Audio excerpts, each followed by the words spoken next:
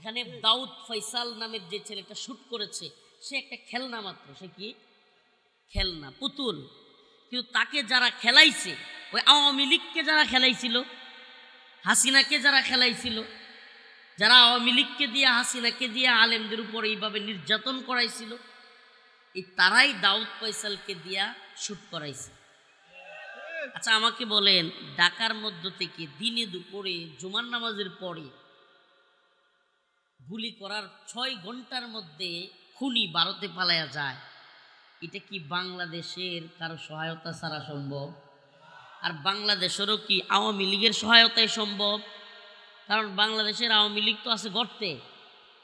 এই সহায়তা করলো কে? কনফার্ম এই সরকারের কিংবা এই সরকারের গোয়েন্দা সংস্থার মধ্য থেকে কেউ বা কেউ অবশ্যই সহযোগিতা করছে। যাদের রাষ্ট্রীয়ভাবে পাওয়ার আছে এই সরকারের সময়েও তারাই তো এই কাজটা করছে। আমি আপনাকে প্রশ্ন করতে চাই, যারা ক্ষমতার আশপাশে ছিল 2025 সালের 5 আগস্টের পরে, যারা ক্ষমতার আশপাশে ছিল, যাদের পাওয়ার ছিল, যাদের একটা কথার মূল্যায়ন ছিল, শরীফ ওসমান হাদি ভাই বলেন, হাসনাত আব্দুল্লাহ বলেন, এদের জীবনী যদি এইভাবে উইরা যায় আর কোনো বিচার না হয়, তাইলে বাংলাদেশে আপনার আমার জীবনের কতটুকু বিচার হবে আর আমার আপনার জীবনের মূল্যটা কি? এই প্রশ্নটা এই জাতির মগজে আমরা করতে চাই, এই জাতিকে এই প্রশ্নটা আমরা রাখতে চাই যে আমরা যে একটা ভুলুমনা জাতি, মনে করতেছি কিছুই হয় নাই। আজকেও আমি শরীফ ওসমান হাদি ভাইয়ের ঢাকায় যে শাহবাগে আন্দোলন হচ্ছে হাদি চত্বরে, সেখানে আজকেও আমি কথা বলে আসছি, সেখানে ছিলাম কিছুক্ষণ। তো একটা জিনিস আমাদের সামনে ক্লিয়ার হওয়া চাই যে রাষ্ট্র কখন রাষ্ট্র থাকে। খেয়াল করে শুনবেন, হুজুর মাশাআল্লাহ জজবাতে আলোচনা, গরম আলোচনা করেছেন, কিছু তথ্যও দিয়েছেন। আমি কিছু তাত্ত্বিক কথা আপনাদের কাছে রাখতে চাই। একটা রাষ্ট্র কখন রাষ্ট্র হয়? মনে করেন, দুষ্টামি করে অনেকেই বলে যে নোয়াখালী একটা আলাদা রাষ্ট্র, কয় যে নোয়াখালী রাষ্ট্রে আছে বা নোয়াখালী রাষ্ট্র চাই, বিভাগ চাই, দুষ্টামি করে। আচ্ছা, নোয়াখালী যদি রাষ্ট্র হয়, লক্ষ্মীপুর যদি রাষ্ট্র হয়, এই রাষ্ট্রের একটা সুনির্দিষ্ট সেনাবাহিনী লাগবে কি লাগবে না? এই রাষ্ট্রের একটা গোয়েন্দা সংস্থা লাগবে কি লাগবে না? তাইলে নোয়াখালী কিংবা লক্ষ্মীপুরের কি আলাদা সেনাবাহিনী আছে? আলাদা গোয়েন্দা সংস্থা আছে? লক্ষ্মীপুরকে নিয়ন্ত্রণ করবার মতো কোনো গোয়েন্দা সংস্থা আছে?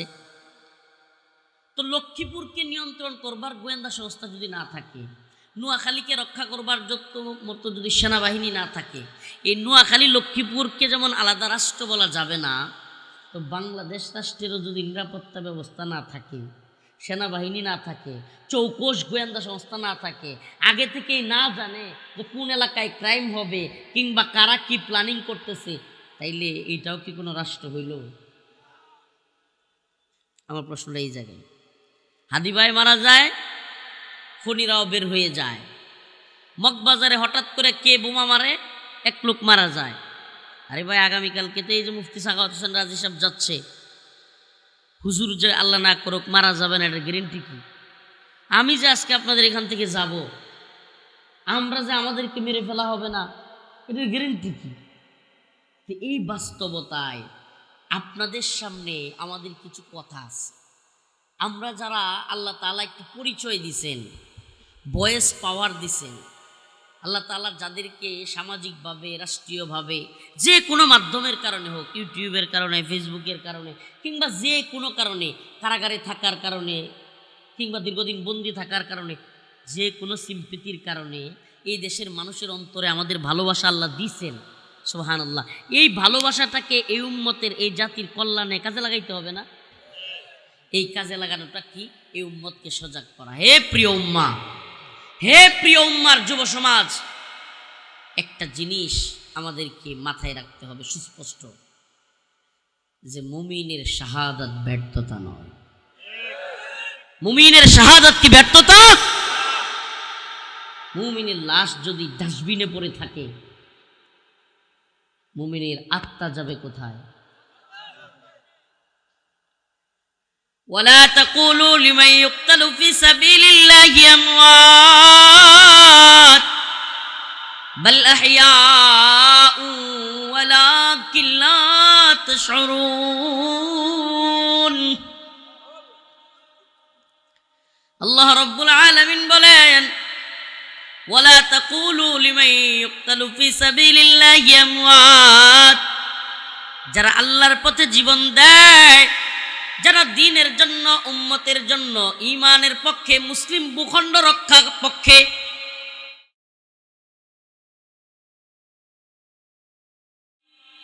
লড়াইয়ে যারা জীবন দিবে, আল্লাহ রাব্বুল আলামিন বলেন তোমরা তাদেরকে মৃত বলিও না।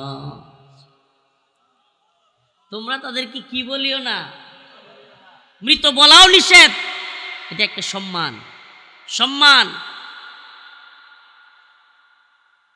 মনে করেন কোনো মানুষ এলাকায় মারা গেছে, একজন চিৎকার করে বলছে, কেউ বলবি না আমার ভাই মারা গেছে, কেউ বলবি না আমার ভাই মারা গেছে, আমার ভাই জীবিত আছে প্রত্যেকটা মানুষের অন্তরে। এটা তার জন্য কি? সুবহানাল্লাহ। এটা তার জন্য কি? সম্মান। কখন মানুষ বলে যে সে মারা যায় না, সে আমাদের অন্তরে আছে? কারণ মানুষ তাকে ভালোবাসে। শায়েখ বললেন না, আমরা নিজেরা দেখছি। সুবহানাল্লাহ। রিকশাওয়ালা, শ্রমিক, দিনমজুর, বড় বক্তা, নাম বলি শেখুল হাদিস মাওলানা মামুনুল হক দামাত বারকাতুহুম, আরো অনেক দেখছি, পুলিশ সদস্য, হ্যাঁ, এরকম দিনমজুর, খেটে খাওয়া মানুষ, মাদ্রাসার ছাত্র, স্কুলের ছাত্র, কলেজের ছাত্র, তারপর রিকশাওয়ালা, শ্রমিক, কাটুরিয়া, উকিল, বড় নেতা। হায় হায়, ছোট বাচ্চারা যেমনি কান্দে না মজার জন্য, মজা লয়ে গেলে গাবা তারে কিছু না দিলে, এইরকমভাবে উসমান হাদি ভাই যেদিন চলে গেছে, আমি অনেক মানুষকে কান্না করতে দেখছি। মনে হইছে যেন তাদের আপন ভাই মারা গেছে। প্রিয় ভাইরা আমার, বন্ধুগণ, বলেন তো এই সম্মান আল্লাহ তারে কেন দিছে? একটাই কারণ, হুজুর যেটা বলেছেন, একটাই কারণ, সেই উম্মতের পক্ষে কথা বলেছে, সেই ইসলামপন্থীদের পক্ষে কথা বলেছে, সর্বোপরি ইনসাফের পক্ষে, দেশের পক্ষে, ইসলামের পক্ষে কথা বলেছে। সে আওয়ামী লীগের চাটুকারিতা করে নাই, বিএনপির চাটুকারিতা করে নাই, জামাতের চাটুকারিতা করে নাই, হেফাজত, চরমোনাই, এনসিপি বা কারো চাটুকারিতা করে কথা বলে নাই। সে যেটা লিগ্যাল, যেটা সত্য, যেটা বস্তুনিষ্ঠ, যেটা এই উম্মতের দরকার, যেটা এই জাতির দরকার, যেটা এই ভূখণ্ডের জনগণের দরকার, সেই ইনসাফের কথা সে বলে গিয়েছে। বাচ্চা থাকতে মানুষ বুঝতে পারে নাই, কিন্তু শুট হওয়ার পর থেকে পরবর্তী সময়টাতে জাতি ঠিকই বুঝতে পারছে যে সে আমাদের জন্য অমূল্য রত্ন ছিল।